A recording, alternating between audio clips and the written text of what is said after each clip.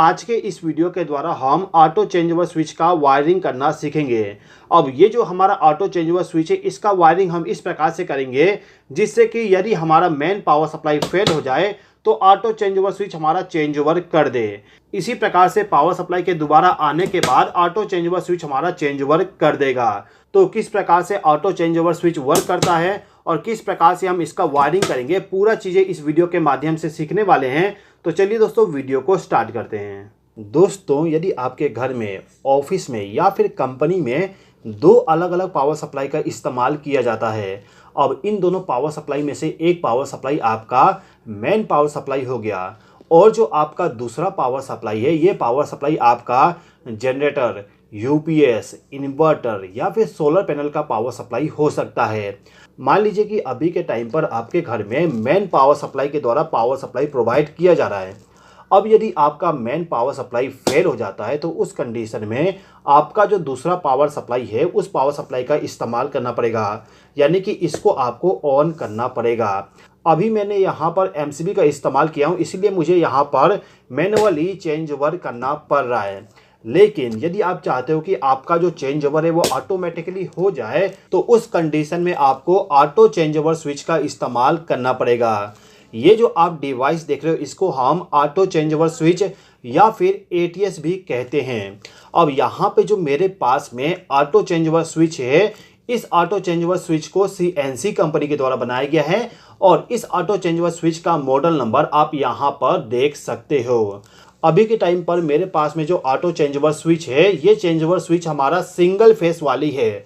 3 face वाली auto change over switch का भी वायरिंग सेम तरीके से होगा, केवल वहां पर 3 फेस का वायरिंग किया जाएगा और इस ऑटो चेंज ओवर स्विच में सिंगल फेस का वायरिंग किया जाएगा। अब वायरिंग करने के लिए यदि आप देखोगे तो आपको यहाँ पर टोटल 8 टर्मिनल मिल जाएगा। 4 टर्मिनल यहाँ पर है और 4 टर्मिनल यहाँ पर, कुल मिला के आपको 8 टर्मिनल मिलता है पावर वायरिंग करने के लिए। उसके बाद यदि आपको इंडिकेशन लैंप को भी लगाना है तो उसके लिए आपको यहाँ पर कंट्रोल टर्मिनल मिल जाएगा। अभी के टाइम पे हम इंडिकेशन लैंप का कनेक्शन नहीं करेंगे, केवल पावर टर्मिनल का कनेक्शन करेंगे जिससे कि चेंज ओवर स्विच हमारा ऑटोमेटिकली चेंज ओवर कर दे। ओके, तो यहाँ पर मेरे पास में 2 एमसीबी है। ये एमसीबी मेरा मेन इनकमिंग पावर सप्लाई के लिए हो जाएगा और ये वाला एमसीबी मेरा सेकेंड इनकमिंग पावर सप्लाई के लिए हो जाएगा। अब इन दोनों एमसीबी को मैंने इनकमिंग पावर सप्लाई दे दिया हूँ, आउटपुट पावर सप्लाई का केवल वायरिंग करना है। तो ये जो चेंज ओवर स्विच है इसमें आप देख सकते हो यहाँ पर एन लिखा हुआ है और यहाँ पर आर लिखा हुआ है। जहाँ पे एन लिखा हुआ है इसका मतलब है कि आपका जो नॉर्मल पावर सप्लाई है उस नॉर्मल पावर सप्लाई को लाके इस पॉइंट पे कनेक्ट करना है। इसके बाद जहाँ पे आर लिखा हुआ है वहाँ पे आपका जो सेकेंड सोर्स का पावर सप्लाई है उसको लाके कनेक्ट करना होगा। तो इसके लिए हम क्या करेंगे, जो हमारा नॉर्मल पावर सप्लाई है इस नॉर्मल पावर सप्लाई से जहाँ पे हमें फेज सप्लाई मिलेगा उस पॉइंट पे हम एक वायर को कनेक्ट कर देंगे। अब इस वायर का जो दूसरा सिरा होगा इसको ले जाके यहाँ पे जो ए लिखा हुआ है इस पॉइंट पे हम फेज सप्लाई को प्रोवाइड कर देंगे इस प्रकार से। इसके बाद नॉर्मल पावर सप्लाई का जो न्यूट्रल वाला टर्मिनल है उस टर्मिनल के साथ हम एक ब्लैक वायर को कनेक्ट कर देंगे न्यूट्रल पावर सप्लाई के लिए।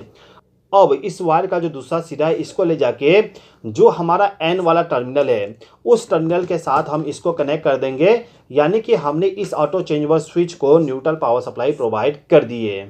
अब इस चेंज ओवर स्विच को हमें दूसरे पावर सप्लाई का पावर सप्लाई प्रोवाइड करना है।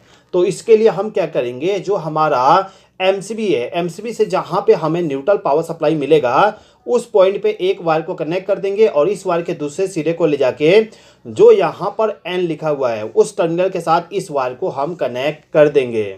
इसी प्रकार से इस एमसीबी के दूसरे टर्मिनल पर हम एक वायर को कनेक्ट कर देंगे।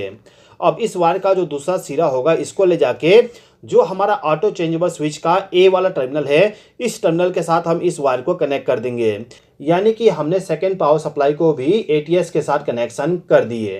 अब इस एटीएस का जो ये 4 टर्मिनल है ये चारों के चारों आउटपुट टर्मिनल है। अब ये जो चारों आउटपुट टर्मिनल है इसमें आप देख सकते हो 2 जगह ए लिखा हुआ है और 2 जगह एन लिखा हुआ है। तो आपको यहाँ पर क्या करना होगा कि आपका जो यहाँ पर ए और ए वाला टर्मिनल है इन दोनों को आपस में शॉर्ट करना होगा, यानी कि आपको एक वायर के जरिए इन दोनों को आपस में लूप करना होगा इस प्रकार से। इसी प्रकार से N वाले टर्मिनल को N वाले टर्मिनल के साथ भी लूप करना होगा। अभी के टाइम पर इस ATS का वर्किंग को एक्सप्लेन करने के लिए मैं यहाँ पर एक लैंप का कनेक्शन करके आपको एक्सप्लेन कर देता हूँ। तो इस लैंप का जो दोनों वायर होगा फेस और न्यूट्रल सप्लाई के लिए, इन दोनों वायर को ले जाके आपका जो यहाँ पर ये दोनों वायर है, इन दोनों वायर के साथ इन दोनों वायर को कनेक्ट कर दीजिएगा। यानी कि इस लैंप को आप फेस सप्लाई और न्यूट्रल सप्लाई इस आउटपुट वाले टर्मिनल के द्वारा प्रोवाइड कर दीजिएगा। तो ये जो मेरे पास में ऑटो चेंजेबल स्विच है, इस ऑटो चेंजेबल स्विच का वायरिंग पूरा का पूरा कंप्लीट हो चुका है। अब इस ऑटो चेंजेबल स्विच में आप देख सकते हो यहाँ पर ऑटो मैनुअल लिखा हुआ है और साथ ही साथ में एक स्विच दिया गया है। यदि आप यहाँ पर इस स्विच को मैनुअल पोजीशन पे सेलेक्ट कर देते हो, उसके बाद यदि आप यहाँ पर इस एमसीबी को ऑन कर दोगे तो इस कंडीशन में आप देख सकते हो आपका लैंप ऑन हो चुका है। हमने यहाँ पर मेन पावर सप्लाई को ऑन कर दिए तो लैंप हमारा ऑन हो गया। अभी के टाइम पर हमारा changeable switch main power supply के साथ में कनेक्ट है। यदि मैं इसको यहाँ पर इस तरफ रोटेट कर दूं तो ऑफ हो जाएगा। इसके बाद दोबारा से यहाँ पर इसको इस तरफ रोटेट कर देने पे इस वाले एमसीबी के द्वारा पावर सप्लाई हमारे लोड को प्रोवाइड करेगा। ये एमसीबी ऑफ है, इसलिए लैंप हमारा ऑफ कंडीशन में है। इस एमसीबी को यदि मैं ऑन कर दूं तो आप देख सकते हो लैंप हमारा ऑन हो चुका है। यानी कि यदि आपको यहाँ पर मैनुअली चेंज ओवर करना है तो उस कंडीशन में इस स्विच को आपको मैनुअल कंडीशन पे रखना है। लेकिन यदि आप चाहते हो कि आपका change over switch automatically change over कर दे तो उस कंडीशन में इस सेलेक्टर स्विच को आपको ऑटो वाले पोजीशन पे सेलेक्ट करके रखना है। अब यदि मैं इस मेन पावर सप्लाई को फेल कर दूं तो इस कंडीशन में ऑटो चेंज ओवर स्विच हमारा चेंज ओवर कर देगा। आपने देखा यहाँ पर चेंज ओवर हो चुका है। एक बार और देखिए, ये जो हमारा चेंज ओवर स्विच है अब इस तरफ चला जाएगा जब मैं पावर सप्लाई को दोबारा ऑन करूंगा। जैसे कि आप देख सकते हो यहाँ पर चेंज ओवर ऑटोमेटिकली हो रहा है। तो यदि आप ऑटो चेंज ओवर स्विच के द्वारा डायरेक्टली किसी जनरेटर को चालू करना चाहते हो तो उस कंडीशन में किस प्रकार से हम वायरिंग करेंगे उसको यदि आप सीखना चाहते हो तो इस राइट वाले वीडियो पे क्लिक करके उस वीडियो को देख लीजिए। उस वीडियो में पूरा डिटेल एक्सप्लेन किया गया है।